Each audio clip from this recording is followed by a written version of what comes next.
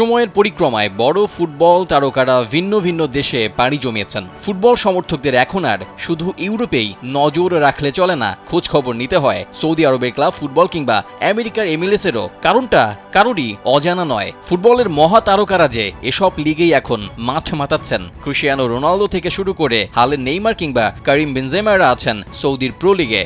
ফুটবলের মহাতারকা লিও মেসির ঘাঁটি এমএলএস। তাই তো শুধু সমর্থকরাই না, ফুটবল পণ্ডিত থেকে শুরু করে মিডিয়া সবার নজরই এসব লিগকে ঘিরে। বড় তারকারা ভিন্ন দেশের লিগে খেলছে, তাই তো তাদের রাইভালরি দেখাটা এখন ফুটবল ভক্তদের জন্য দায় হয়ে দাঁড়িয়েছে। তবে সুযোগ যে একেবারেই হারিয়ে গেছে এমনটাও নয়।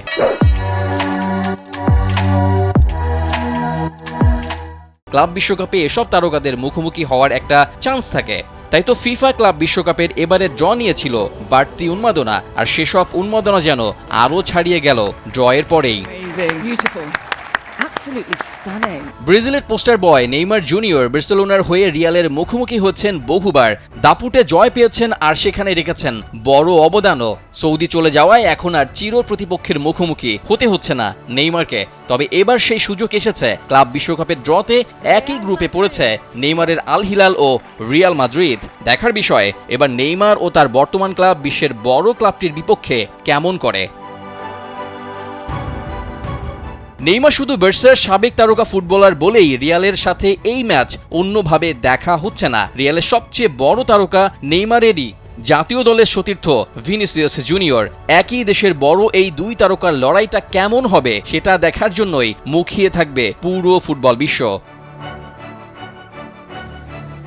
এই মুহূর্তে নেইমার ও ভিনিসিয়াস দুজনেই ইনজুরির জন্য মাঠের বাইরে আছেন। তবে আগামী বছর অনুষ্ঠিত হতে যাওয়া ক্লাব বিশ্বকাপের আগে এই দুজন ফুটবলার যে ইনজুরিতে থাকবেন না সেটা বলাই যায়। সবকিছু যদি ঠিকঠাক থাকে তাহলে ব্রাজিলের দুই তারকা ফুটবলার ভিনিসিয়াসের শক্তিশালী রিয়াল মাদ্রিদ ও নেইমারের আল হিলালকে ক্লাব বিশ্বকাপের মঞ্চে দেখা যাবে। দুই দলের শক্তিমত্তার বেশ পার্থক্য থাকলেও উভয় দলেই যেহেতু বড় নামের ফুটবলার আছেন, তাই ম্যাচটাকে নিয়ে ড্রয়ের পর থেকেই ফুটবল পাড়ায় আলোচনা তুঙ্গে। এখন শুধু ম্যাচ গড়ানোর জন্য অপেক্ষা।